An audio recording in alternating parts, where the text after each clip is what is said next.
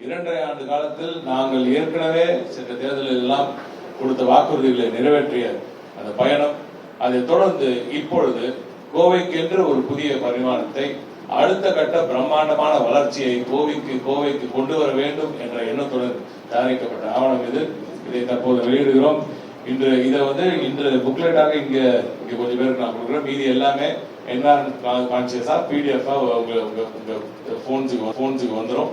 அதே போல இணையத்திலும் இதை அப்லோட் செய்திருக்கிறோம். எனவே இதை நீங்கள் மக்களிடம் கொண்டு போய் சேர்க்க வேண்டிய பணியை எங்களது அணியும் செய்யும்.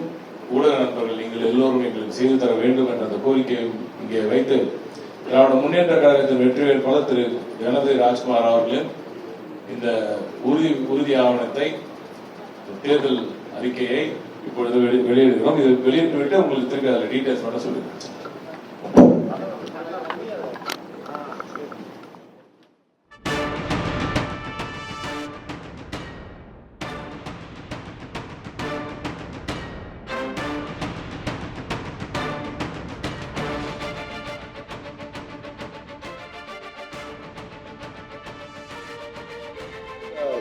English one.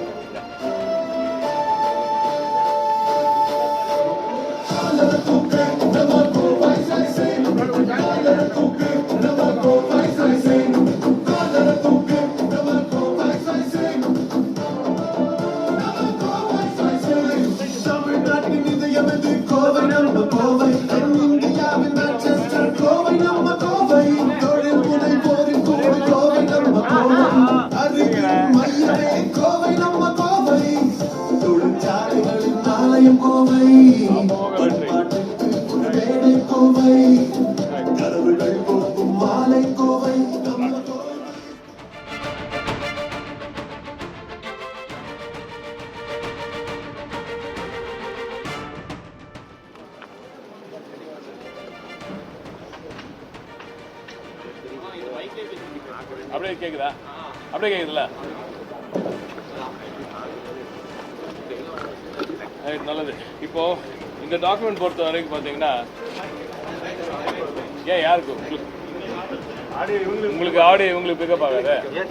வேணா கிட்ட வந்துக்காங்க பிரஸுக்கு, ஏன்னா இவங்களுக்கு பேசுறாங்க. மாண்புமிகு தமிழ்நாடு முதலமைச்சர் அவர்கள் சென்னை மேயராக இருக்கும் பொழுது ஒரு அற்புதமான திட்டம், சென்னையை ஒட்டுமொத்தமாக டிரான்ஸ்ஃபார்ம் பண்ணக்கூடிய ஒரு திட்டம் சிங்கார சென்னை. சிங்கார சென்னையில் சென்னை அழகுபடுறது மட்டும் இல்லாமல் இன்ஃப்ராஸ்ட்ரக்சரல் growth அதில் நிறைய இருந்துச்சு. அப்படிதான் கொண்டு வந்தார். மாண்புமிகு முதலமைச்சர் அவர்கள் வழியில் வரும் நாங்கள் தொடர்ந்து அவரது சிங்கார சென்னை போலவே, ஏன் நானும் கூட மன்னார்குடியில் இதுவரைக்கும் நான் போட்டியிருக்க தேர்தல் எல்லாம் மின்னும் மண்ணை என்ற ஒரு திட்டத்தின் வழியாக மன்னார்குடியின் வளர்ச்சிக்கான உறுதிமொழிகளை தந்து வருகிறேன்.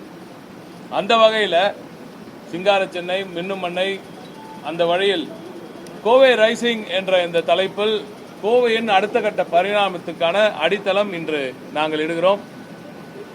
திராவிட முன்னேற்ற கழகத்தின் தொண்டர்கள் எதை சொன்னாலும் அதை நிச்சயமாக செய்து காட்டுவார்கள் என்ற நம்பிக்கை மக்களிடம் இருக்கிறது.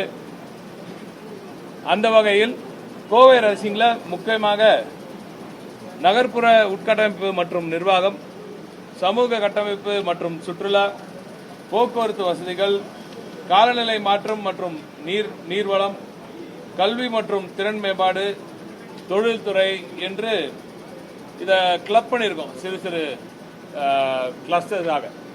எனவே நகர்ப்புற உட்கட்டமைப்பு வசதியில் கோவையின் பல்வேறு, நீங்க கடைசி நம்ம சொல்லிடுவோம், நீங்க டீட்டெயில் கோவையின் பல உட்கட்டமைப்பு வசதிகள் குறித்த டீட்டெயில்ஸ் எல்லாம் இங்கே கொடுத்துருக்கிறோம்.